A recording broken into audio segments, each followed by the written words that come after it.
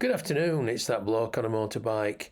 In this week's video, the tables are well and truly turned on me when Triumph Biker Man decides to do a return interview featuring me. He said he wanted to get to know Dave the man as well as Dave that bloke on a motorbike. So he asked questions from me growing up, what bikes are like, what sort of riding I do, and about the training school. So come and join us and let's get over to the interview. So this time the tables have turned and it's myself, Triumph Biker Man, and I'm having a bit of a review with Dave, or otherwise known as that bloke on a motorbike. So first things first, Dave, How are you and how's the arm?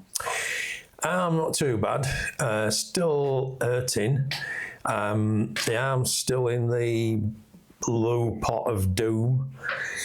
Yeah. Well, look, I hope you're on the mend, mate. I mean, it was quite a serious accident, and I know I'm certainly missing, the rides out with Betsy, etc. on a Friday night, and no doubt the followers that you've got will be missing as well. But look, thanks ever so much for giving me the choice of a return leg anyway. Okay, because I find speaking to you very interesting anyway, and no doubt your followers are going to find this a lot more interesting than when you were asking me questions. So I've been looking forward to this, mate. I've been looking forward to it. So thanks for doing that, mate. No problem. Right, I've just got something in my head where I just want to ask you a few questions. Just before we get into the motorbiking stuff and the YouTube stuff, I just wanted to ask you a couple of questions about where you're from, where you originated from, and what was your childhood like, mate? Oh, that's a good one, is that? Well, I'm from Yorkshire, as you probably tell by having to put subtitles on. Grew up in a little village called Bruntliff, which was really good. It was brilliant, absolutely brilliant. My granddad had got a bit of land that he rented, and he had some chickens on there, and he had pigs and all sorts of stuff, and it was idyllic. Think of Last of the Summer, not Last of the Summer Wine, that's what we're doing, innit? No, think about Darling Buds of May, and you've got it. You've got it. Really? Yeah. Yeah, there was one funny one that, just one I'll tell you about, that my granddad had got this big shed, and I mean a big shed. It was a garage, really. Yeah. Like to get a wagon in. And it got the big double doors, and then it got a little single door where you could go in as a pedestrian. Yeah. And my granddad and my dad and my uncle, they used to repair cars. They weren't mechanics, but they used to do bits and pieces for friends and relatives and stuff. Anyway, one day we went up because there was a bloke bringing the car up to have it serviced. And this bloke walked up and he had a suit on, which in Bruntliff was never a good point. A one-off. Yeah. So he said he was from the council. And at that time, if you had a garage, you paid rates, extra rates on the garage. If you had a chicken hut, then you didn't. You know what's coming here, don't you? So he said to my granddad, he says, hang on, he says, that's a garage. He says, no, it ain't, it's a hen hut. He says, hey, it's a garage. He says, no, it's a hen hut, look. And he opened the door and there's all these chickens inside, about 150, 200 chickens. All right. He says, oh, somebody's told us that you were repairing cars. He says, no, that is. He says, it's bloke at bottom, he don't like us. Yeah. So he says, yeah, he said, kids come across and they play. And he took him round and it was half an acre, the ground. And he said, we've got a pig up there. Have you? So we went up and there's pigsty and this mash tub at the side. You can't do it now, but you used to get all the veg from village. You used to go and collect it and then put it in and boil it as pig mash. And you boil it and boil it and boil it and then let it go cold and you feed pigs with it. Yeah. So he's looking at these pigs and, the sow, and she got some little ones. He said, what do you do with pigs? He says, we bring them on. He said, then we'll sell them on to the farmer. He said, we've got a veg patch over there. So I had a look at that, and he says, coming back, he says, that bit where it looks rough, he says, we just leave that. He says, and that's a nature garden. So he says, oh, well, I'm sorry to trouble you, like. So my granddad says, yeah, it's not a problem. And as he's walking back down, bloke arrives with his car. So as he gets out, my dad says, he says, put it in here. He says, they were brought into it, club car park, weren't they, which were at the side. He said, if you keep it in here, it'll be safe. He says, but lend us your keys just in case I want to get out and I'll move it. And this bloke went, all right. So, bloke from council said to my granddad, so what do you do with eggs? So we sell them. He said, no, I shouldn't do. He said, but we sell them. Oh, why? He says, can I buy a dozen? He went, yeah. So he sold him these dozen eggs. Off he goes. And as soon as we see him disappear, we opened front doors. Me and my brother went in, my little brother. I was probably about 5 at the time. Yeah. And we went in, got sweeping brushes, swept all straw to the side, got the chickens out, and then my granddad lifted boards up in the middle.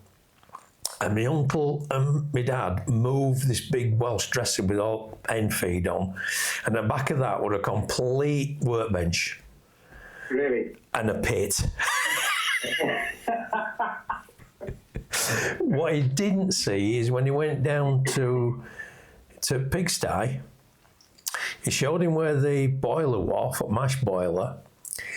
The thing was, it didn't show him what we had in the flue, what my granddad had built in flue outside, which is an old immersion heater with a bit of copper tubing coming off it in a spiral.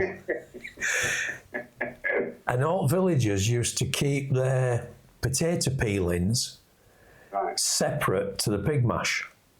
Right. And we'd wash those and then he'd brew it up at home in a big copper thing, and then bring it down there and put it in and distill it. All right, yeah. So making moonshine. Yeah. So yeah, it were brilliant. Absolutely brilliant. Loved it to bits. Yeah. Superb. And then moving on after your education, what was your first job after the education process? Yeah, well, I went to a really good school.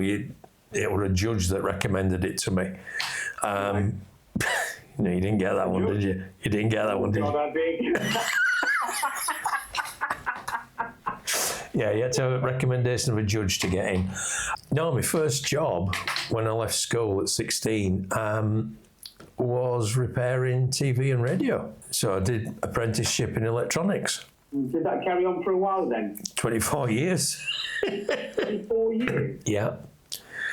A lot of things, mate, to be fair. Yeah, 24 years. I started, like I say, when I was 16, and then it was old valve TVs and valve colour sets and valve radios, and then went all the way through until we got the integrated circuits and things like that. So I used to repair, rather than just, when they come to your house, that take a panel out, put a panel in towards the end. Well, when those panels, they don't just throw them away, they bring them back and give them to me. And I used to repair it down to component level. So, solder, etc. And just where the links were missing. Yeah. Wow. Yeah. Back in the analog days then, take it. Analog and digital, using oscilloscopes and things like that. I enjoyed it. We're good. Okay, so you went through that, and what was your career progression through to retirement? Right. I worked with the police as a special as well. That was for about 6 or 7 years, up to about 1984. I'd done motorbike training since I was 16 and helped and taught at a local training school. And then I got the chance, the training school that I was working at, I got the chance there to go full time. But 2 young kids, so couldn't just walk out of a job. So where I did the TVs, I said, look, how about I work 3 days for you and I'll work 4 days down there. Yeah. So that's what I did. And then moved in full time to doing motorbike training for them as the manager. And then after that, left there, went freelance with my badge, and then opened my own training school in 2003 until 2019. So, yeah. Right, okay. So with the training school then, did you do all of the lessons yourself, or did you employ people as well, or other instructors? A bit of both. It started off where I was doing them myself. It sort of built up from there. At one point, there were 35 bikes on fleet. And we had, how many instructors would there be? There were me, 1, 2, 3, 4 full-time instructors. Looking back to when you were an instructor, give me a time, one memory which really sticks up there as one of the funniest things you saw as an instructor. And I know there's going to be loads, but just one. Took a lad out round Barnsley, so that's where my training school was. We're riding around Barnsley, and we came on this road to a set of traffic lights, and I said to him, at the traffic lights, I want you to turn left. So he nodded. We turned left, and we're going down the road, and I'm thinking, you got to move out for this van, mate. You really have got to move out for this removals wagon. And I'm saying to him on radio, move out, move out, move out. And he didn't. And he went straight up ramp and into the back of the van. Into the back of this big, like Pickford's removals. Actually inside the van, not hit it, just drove into it. All right. And I'm sat at the back saying, will you come out of there? Come on out of there. And these blokes were walking out, looking at me like he's lost it completely. And then they looked inside and saw this lad on a 125. So what made him go in? He just said he thought, I said to him, I said, what are you doing? I said, you think it's a shortcut or what? Are we saving petrol? And he just said, I didn't know what to do, so I thought I'd just ride in. Thing is, he just failed his test, which is probably a good thing. Yeah, it's not a bad shout then, was it? Really? No, not really. No. Well, going back to your instructor days, what's like a couple of most common mistakes you still see on the road today? When you're out there just riding socially, what do you see? What sort of, what do you think to yourself, you know what, if I was an instructor again, I'd be honing into this? Yeah, position on the road is one. Yeah. People going into left-hand bends tucked in towards curb. Because what happens there is, as you go around, there's only one way you can go, and that's out towards centre line. Yeah. That's on a left-hand bend. On a right-hand bend, it's too far away from curb. And you see them going round, and on apex, particularly on a really tight one, you look at the bike front back, and you think, if anything big comes round that corner, you're looking at its headlights. Yeah. So that's one of the big ones. The other one is speed. Just back off. A mate of mine once, we were out riding through Sheffield, and a guy pulled out on him, and he just went after him. Really? Yeah, just to tell him that he'd done something wrong. I'm thinking, come on, mate, you're on a motorbike. Don't matter whether you're it right or wrong. If he brakes hard, you're going in, and you're going in heavy. I've had people say to me, what do you do if there's somebody too close behind you? Slow down. And they say, well, no, you got to speed up to get away from them. No, you don't. You slow down. Increase the braking distance in front. If you think that you've got your bike, and then around you, you've got your 2-second rule. So if you've got 2 seconds in front of you, the guy behind you should have 2 seconds as well. Yeah. So you're actually setting a 4-second box. And if he comes too close, all he does is pushes that 4-second box forward. Yeah. So if he's 1 second away, he's pushed that box to 3 seconds away. And if he's still hassling you, there's only one thing to do. Find somewhere safe, stick your indicator and pull up. Yeah, don't matter whether you're right or wrong, you're alive. Yeah. Absolutely. I couldn't agree more. And I've seen some of your instructor videos on YouTube, by the way. Right. And I've ridden for quite a few years as well, as nowhere near as long as you. But I found them really useful, particularly when you're going around the corners and looking at the points to come out. Yeah, vanishing points. Yeah. Yeah, the vanishing points. So you're never too old to learn. No. You know, you're never too old to learn. No. So, one of the things that when I started teaching, we started teaching when I was there. They were teaching it from a book called Motorcycle Roadcraft, the Police Rider's Manual. And one of the reasons that I finished with the training school is they didn't want you to teach people how to ride. They wanted you to teach to pass a test. Yeah. And I refused to do that. Because if you can ride a bike, you can pass your test. Yeah. But you can pass a test and then not be equipped to ride properly. Yeah, same with driving, mate. Yeah, exactly the same. Yeah. When I passed my advanced test with IAM in 1979, in fact, I was working out the other day. You know, you said that you just had your 52nd birthday. Yeah. Yeah. Well, I worked it out that you were probably about 10 or 11 months old when I started riding. Wow. Wow. And I'm getting on a bit. Made me feel old, I'll tell you. Somebody once asked how long you've been riding. I said, well, Moses bought his moped off me. And he was knocking on him. Yeah. As well. Yeah. Oh, blimey. Well, look, looking at some of the other things that you do outside of, you know, your YouTubing, your biking, etc. What other hobbies and passions do you have, Dave? Photography. Any particular type of photography or just photography in general? It's just general now. Dave is a biker, all right? Dave is a biker now. So, looking at biking as a general rule of thumb, what is the favourite thing about the biking community that you like, having ridden for so long now?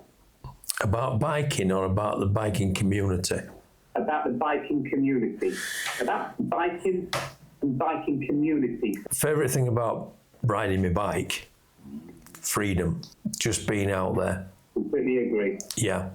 The biking community, wherever you go, you're on a bike, you're equal. I go to Squires quite a lot. Yeah. And you go there and there's youngs, there's old, there's, you know, people that's in back patch clubs, Satan slaves are there, and everybody just gets on. Yeah. Never, ever an issue. There were one other week where a young lad came in. He'd only just started riding. He'd on L plates and he'd got his 125, and as he pulled in, he stopped bike and somebody ran up to him and says, "You got a flat tyre?" And he said, "Oh no." He says, "Oh God." And they said, "Have you got a puncture repair kit?" He says, "I haven't got all. I've only just started. Got my bike recently." So I said, "Right, okay." Few people came across. One had got a puncture repair kit for a tubeless tyre. Other one had got a pump, and they repaired his tyre and pumped it up. And he says, "Oh, how much do I owe you?" And he was told in no uncertain terms that you don't pay, you pass it on. Yeah, exactly that. Yeah. And I've been told that a couple of times before. Yeah. When I've been helped down. Yeah. No, Yeah. it is truly something else, really. And I've seen that. I was always told about it before I started riding. We've seen that in action so many times riding, so I can completely occur with that. Yeah. Looking back at your first bike, can you remember what it was? Oh, aye. Oh, it was a Honda SS50 4-speed gearbox. Yeah. I got it in 1974. Right. I didn't want a bike. I didn't want a bike at all. My first job was in TV, and when I started doing that, my first week's wages was going to be £14.40. That was it. Wow. Yeah. And we're going down to night school 4 nights a week and going on day release and catching buses and things. My bus fares and stuff like that were coming out around about 13, 14 quid. Really? So they were a bit of an issue. Yeah. And my dad said, "Why don't you get a bike?" And I didn't want one. They were mucky, they were horrible, they were wet, they were cold. And he said, "Come on, we'll go and look round bikes." So we went and looked round. I thought, I'm still not having one. And we eventually went into one, John Hutch's, who was in town I live in. And we went in and there's this little Honda SS50, so we're looking at it. I thought, you can ask as much as you want. I ain't having it. And then my dad said to him, he says, so how much is it on Never Never, on finance? On the old HP. On the old HP. So he said, well, he says, we'll sit down and work it out. And over 3 years, it worked out. He says, it's £25 deposit. The bike, I got the bike, the helmet, waterproofs and a pair of gloves, 205 quid. And the bike. All in. £5? £205, including me tax and insurance for a year. My insurance was £6. Bit different now. So anyways, working this out, he says, right, it works out over 3 years at £25 deposit and £7.50 a month. So I went, say that again. It says £7.50 a month. And I'm thinking, I was paying £14 a week. So I bought it. Wow. Just with the intent of going to work on it in college. Still didn't want to ride it. Never rode it up, for pleasure. Really? Yeah. And then went on holiday. And at that time, brother's girlfriend wanted to go with us. Yeah. And we couldn't get us all in little moggy Minder that we had. Oh, moggy? Yeah, with shooting brake with wood out back. So my mum said, if you go on your bike, she can go with us. Right. Right. So I set off on this little moped and went to Withensea. Now, have you ever been to Withensea? I have.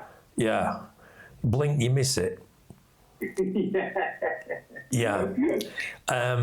So we went there for 2 weeks. And after about 2 weeks in Withensea? 2 weeks in Withensea, yeah. Yeah. Yeah. Preparation for Colditz. And what I did after about 3 days, I was bored. Yeah. So my dad says, why don't you go for a ride on your bike? Yeah. I said, well, I don't know where I am, I'll get lost. He says, look, if you go out at camp, turn left, keep C on your right. When you get fed up, turn round, keep C on your left, you'll get back. I thought, right.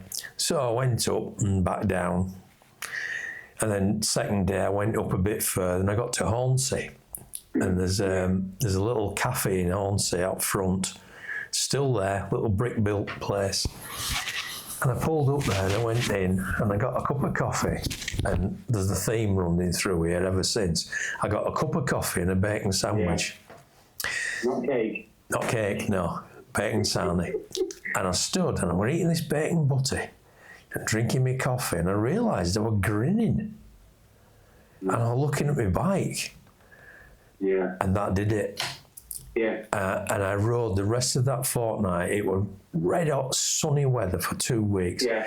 And I rode up and down, and I finally got up as far as Redcar. Redcar, yeah. And then back down again. But funny thing was, when I went back to work, I wore an open face helmet and goggles. Oh, blimey. When I went back to work, I went in, and one of the lads says, where have you been on holiday? I says, Withensea, why? He says, have you seen your face? I went, why?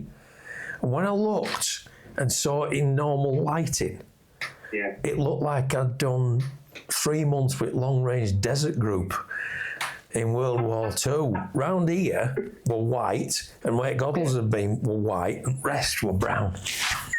Oh, wow. But after that, I was hooked. I was genuinely hooked on bikes. So that was your first bike? Yeah. Can you remember over the years how many bikes you had? Oh, I can remember them all. Yeah. Can you? Yeah. My first bike was Honda SS50. I used to have a book. It disappeared when we moved. That had all the mileages in. Yeah. And I did about 150,000 miles on that little SS50. Really? Yeah. Then I sold it to my brother for 100 quid. And he did another 50,000 on it. I got a KH125 Kawasaki 2-stroke. Didn't like that because it was a 2-stroke. After that, I got a Honda 400 T-type Dream, not the Super Dream, the one before it. with a pair drop tank. That was a beautiful bike. Then BMW brought out the R650, well, R65. Yeah. And I needed a new exhaust on the Honda, and it was going to be too much. I couldn't afford to go out and just buy an exhaust. And it was a toss-up between a BMW or a Honda CX500. BMW, they were doing it at 0% finance, which made it that it was a lot cheaper overall. Yeah. So I bought my first BM. Ran that for a couple of years, and then they brought out the R80 RT full touring fairing jobby. And I went to look at it the day that they released it at Alan Jeffries at Shipley. And I said, what, you know, how much is it? So he gave me a price. I says, what would you give me for Part X? And he told me. I said, right, what's that, make the payments? And he gave me a figure. I said, I can't afford it. He said, what can you afford? So I told him, genuinely told him what I could afford. Yeah. And he said, right, if we give you a bit more for your bike, I can get your figures. I said, right, get it on road. Right. I picked it up on the Saturday, and you had to do 500 miles for your first service, and I'm going away on it. Yeah. I'm going away on my holidays on it, weekend after. Yeah. And I says, right, when can I book it in for 500 mile service? He says, well, if you know, it'll be a month or so yet before. I says, no. I says, I'm off on Wednesday. Can you do it? He went, you'll never get 500 miles in by Wednesday. I says, right, all right. Went over on Wednesday. I said, I'm sorry. I said, I haven't got 500 miles on it. He says, all right. He said, what you got? I says, 850. And I had that bike for... running out then, didn't you? Yeah, I had that bike for about 20 years. I did over 250,000 miles on that bike. Wow. Some mileage that day. Yeah. Some mileage. So, looking at your stable now, Yeah. what do you have in your stable now? We know about Betsy and Zi. Anything else in there, Phil? I've got a GM125, which I had as a training bike. It was the first bike I bought for a training bike. I've got my BMW 1150 RT, which, if anybody's interested, it is up for sale. Oh, is it? Yeah, Okay. yeah, that's going up for sale. It's just too big and heavy for me now. I can't move it about. And then I've got a long-term project bike, which is a 535 Yamaha Virago. Oh, Virago? Yeah, that is a P-Reg, whatever that one was, and it's got less than 1,000 miles on. Thank you, yeah. Yeah. Okay. So you've still got... Now, if you were forced just to keep one bike in your stable that you've got, just one, okay, what would it be? I hope Betsy's not listening to this, but it will be Vi. Betsy? She's all right, mate. Yeah, it would be Vi. Would it? Yeah. Why? Why would it be Vi? There's just something about it. It was bought by a bloke in India, imported back into this country. Somebody else put a sidecar on it. I bought it and it nearly killed me. And we've got this thing, she's got this thing about it that if I remotely relax, she tries to kill me. It's just such a basic bike. There's no electric start on it. It has got electronic ignition, but there's no electric start. It's just kickstart. If they'd put a kickstart on Betsy, that would have been absolutely amazing. They missed a trick doing that. Yeah, I think it would be Vi. Right, Yeah. okay. So widen the net a little bit then, while we're still on about bikes. So if money was no object, and if you had a choice of one bike, okay, it can be anything, whatever you want, what would it be? I've already seen it. Yeah? I know where it is right now. It's a 1939 AJS single-cylinder 350 in Army livery. And it used to ply up and down beginning at war, up and down South Coast. There's all the history with it. Ply up and down South Coast on it. And then it went across into Normandy and it ran up and down through there. It's not mint. It's used. You can tell the patina that's on it is just amazing. And it's £5,795. Is it for sale now? Yeah. Are you tempted then? If I had the money, yes. But as a poor pensioner, no, it's a dream. Blimey. Yeah, it's a dream. Yeah. But if things could work out, i.e. the sale of your BMW and other bits and pieces were to click into place, you'd be the first one there. Yeah, if I could get that at the right money, yeah, I'd have it in a heartbeat. Yeah. Superb. Yeah, superb. And just thinking about some of the rides, I know that you've done thousands of rides over the years. How many, we talked about 250 or 1,000 miles on one bike. Yeah. On one bike.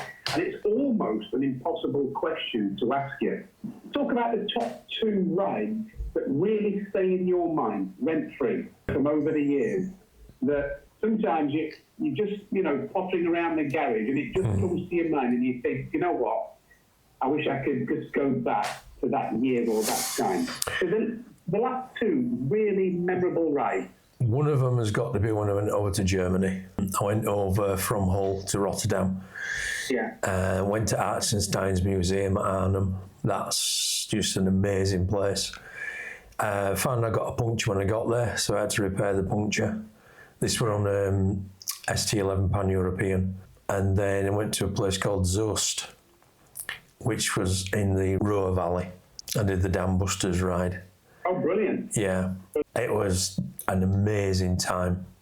The people were just so friendly. A couple of funny bits. I was trying to get to Zope. I went into this town and there were a roadblock on. And I think it says Lungtang or something like that. So I thought, I'll go there, see what that is. So I followed that sign and I kept on following this sign to Lungtang and come back. I thought, I'm sure I've just been around here. So I thought I can't have been. So I did it again and come back. I thought, yeah, I have been here. It turns out it's German for diversion. So where did you end up? Back where I started. And then I went on another ride down to Edersee and pulled up in car park, and this guy came out of car park and he says, "You English?" I went, "Yes." So he said, "All right." I said, "Hang on." And they were doing some work up dam, and top of dam was sort of brought down like a big hole in it. I said, "Yes, I'm English. Before you say anything, that's got nothing to do with me." And he just looked, he went, "Eh?" He says, no, put your bike outside of my hut.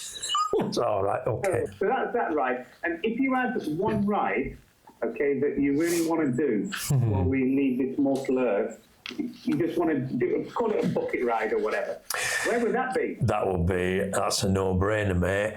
It's the same as what you said. It will be India. Any particular reason? I just want to go. I want to experience it.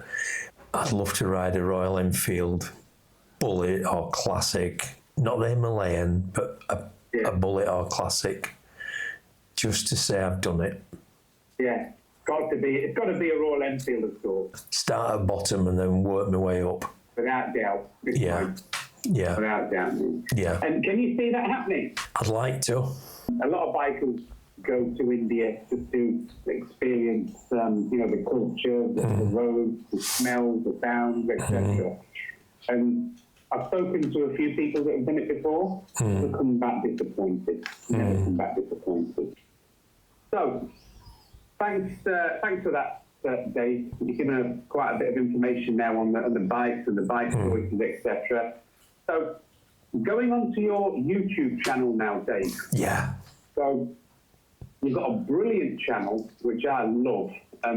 No doubt you'll know to the subscriber how many you've got. Was it 6,000 plus subscribers? Yeah, it's about 6,300 or something like that. Oh, it's fantastic. Yeah. So, what was your inspiration about setting up a YouTube channel?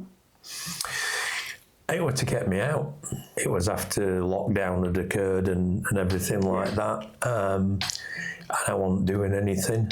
And the other reason, the other point to it was that when I can't ride, and there will become a day when I can't ride, then I can look back on all these. Since I've started doing it, some of the people that's watched it, some don't even have a motorbike.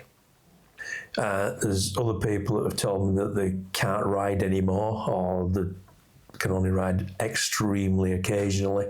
So now they ride with me. That's why the camera position, like I showed in the video the other day, that's why the camera's on my shoulder, so that it looks like they're actually sat on the back of me looking round.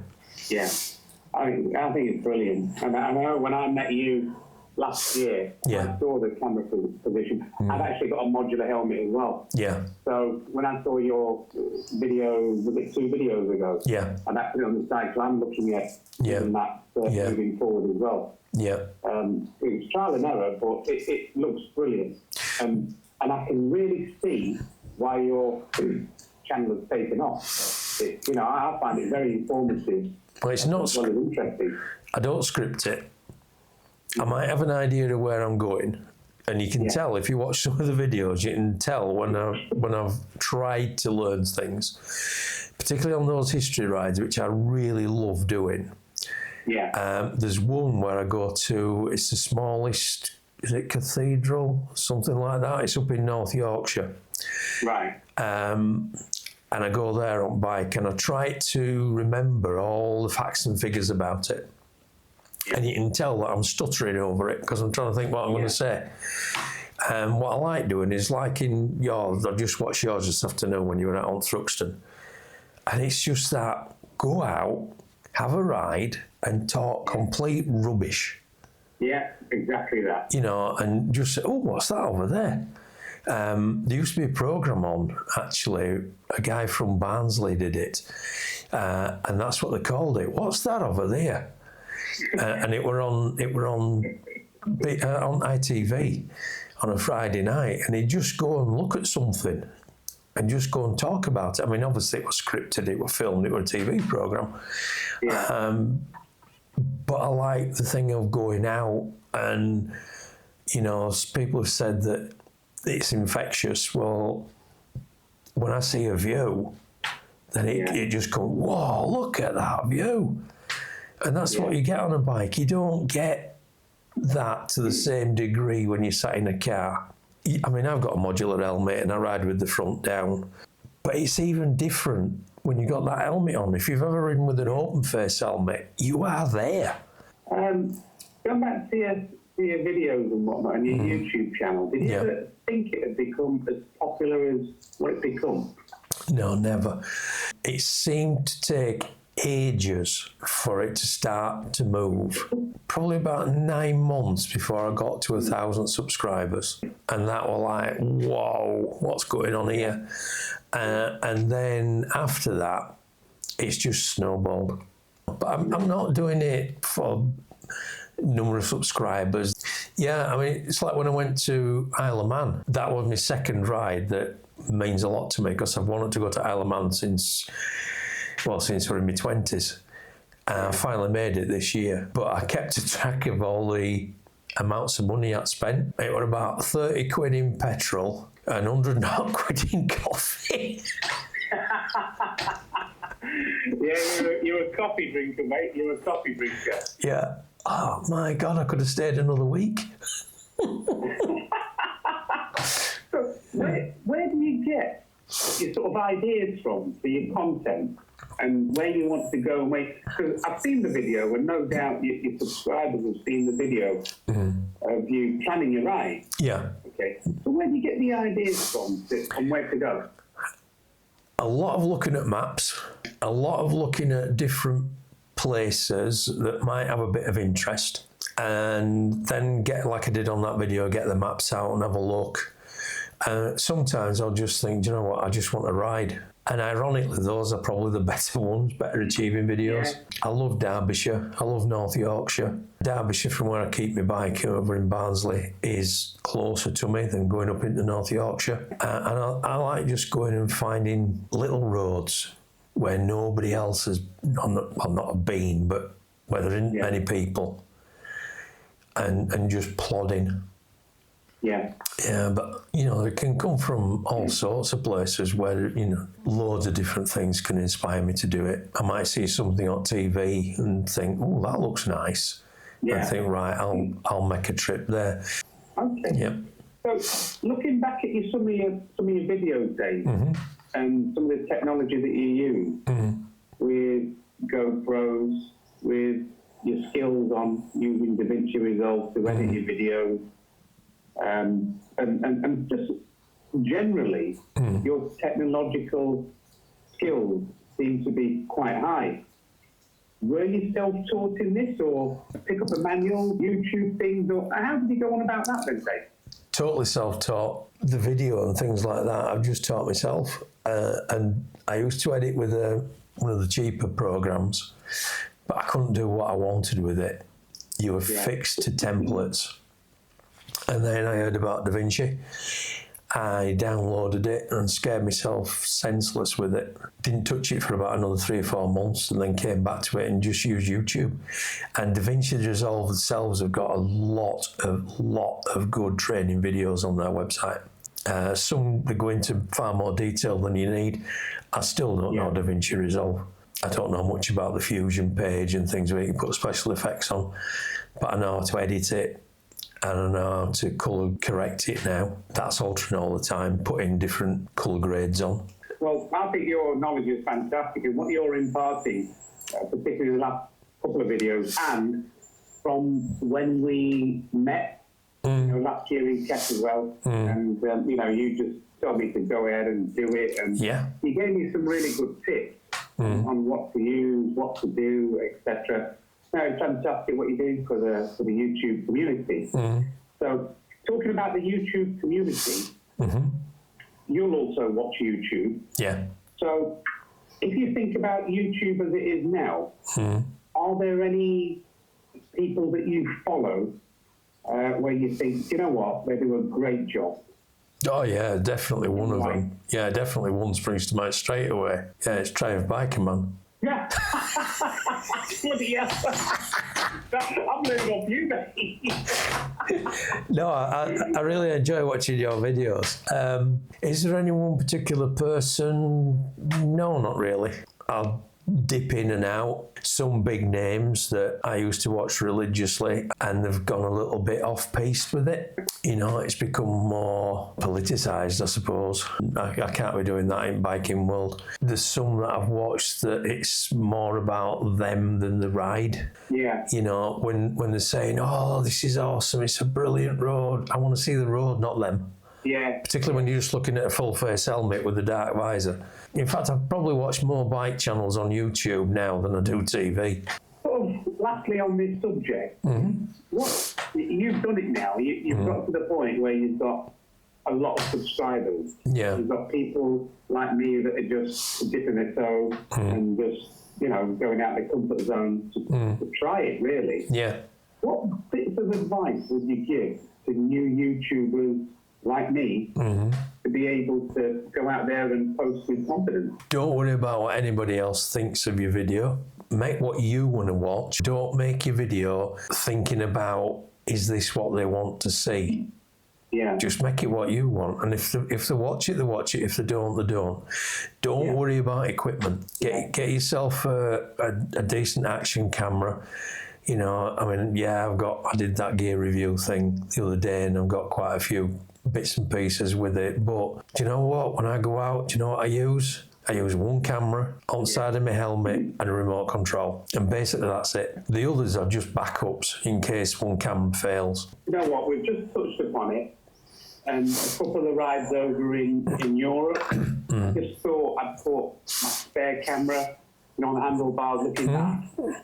And I probably took about 5 shots the whole trip. Yeah. I just, it just seemed a bit of a pain. And again, I took your advice. I just went to the remote control when we were chatting. Yeah. And just clicked it on. And there was something nice to see, or whether you wanted to have a yarn or something, and just do the fat and just did it like that. Yeah. Yeah, that's all. Be as authentic as you can. Exactly. Just be yourself. Go out there, be yourself, put the camera on. You can always hit that delete button If you don't think it's any good, if you don't like it, then if you really don't like it, then delete it.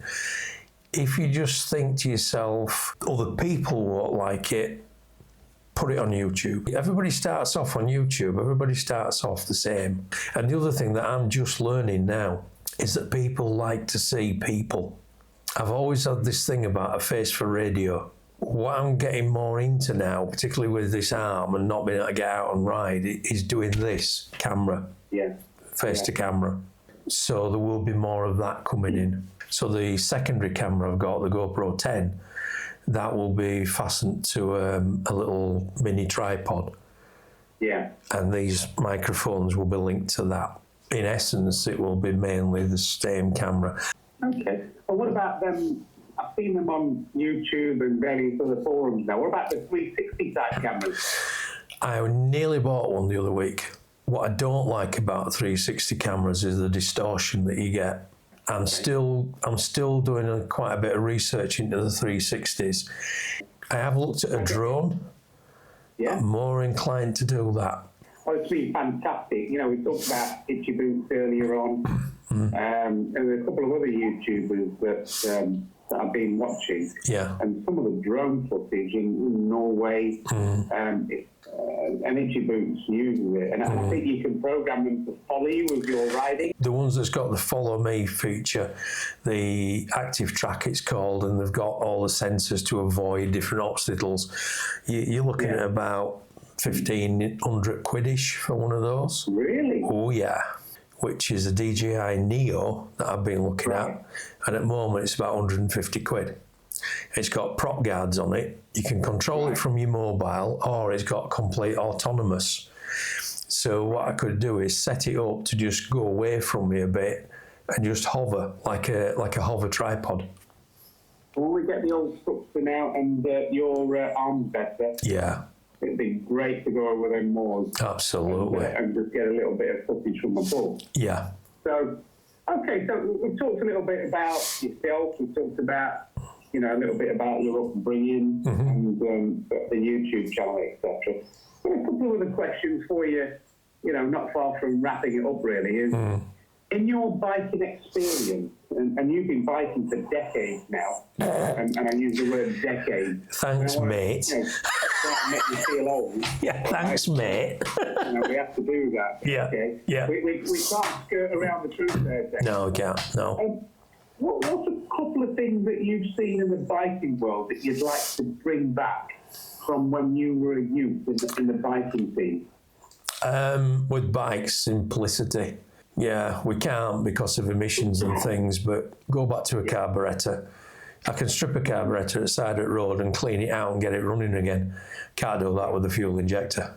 I want a bike that's got points and a carburettor that I can mess about with. Okay. Anything else at all? Any sort of road use or any sort of manners on the road or anything else that you think was, you know, an improvement back in the, shall we say, a few years ago or a few decades ago as to what it's like now? No, there's not a lot. I think the biking world has kept the same. The only thing that I would like to see is not having to use as much security, but that just goes with things in general. So I would like it that it was safer out there. I do sometimes worry. You know, I'm out on a small power bike and you get all these coming up with the balaclavas and stuff on, and they're coming up and intimidating and bike jackings and things like that. I just wish that would disappear. But that's just in general. Well, let's go back to what it used to be. That's just all over the world now. It is. Even Europe, you know, thefts are up, going through the roof. Yeah. I don't think there's a town or city that you can go to in the UK at the moment where you don't come across these imbeciles that are hell-bent on nicking any bike. Yeah. You know, and you might have seen, it was literally last month where, you know, this chap who's riding around the world had his bike stolen in Nottingham. Yeah. You know. Itchy Boots again, she did. Yeah. She had hers in Wales, Well, when I had Ivy stolen, I put a video up about it, and a company called Lightlock who contacted me. I don't know if you've seen that video that I did. I go I don't go anywhere now without I've got that with me. Yeah. Even at a bike meet like Squires, where you're more or less guaranteed your bike's not going to be touched, that lock goes on. Well, it was on your recommendation that I bought one myself. I bought a bike lock. Yeah. And these things can go within seconds. Yeah. And I remember a few years ago, I'd just come back from Scotland, a very, very wet ride back home. I parked outside my house. It's on my TikTok channel, actually. And within seconds, a guy went past on a moped, did an about turn, and was about to take the Tiger. So you can't take any chances, of course. No. But that's part and parcel of how things are now. It is, yeah. What I want to do is I want to ask you 5 quick-fire questions just to round off this session. Yeah. I don't want you to think too much about the answer, Dave. Okay. I'm going to give you 2 options to pick from. Yeah. I want you to give me your gut thought. Go for it. Right. Are you a spender or a saver? Saver. Yorkshire war cry. How much? How much? Right. Yeah, it's not how much, it's how much. Right, I guessed that one right. Yeah. Okay. So, number 2. Beach in Barbados, caravanning in France. Caravan in France. Oh, I thought that. Number 3, I've got this written down, so I'm looking down. Yeah. These ones here. Right. Traditional Sunday roast with the trimmings or a Saturday night curry? Curry. Must admit I was wrong on that. All right. So, Chicken balti. Yes. I thought you might have been the Sunday roast man, bit of beef and whatnot. Yeah. So, number 4, Yorkshire bitter. 4 large ones. Bitter. Yeah, I was right on that.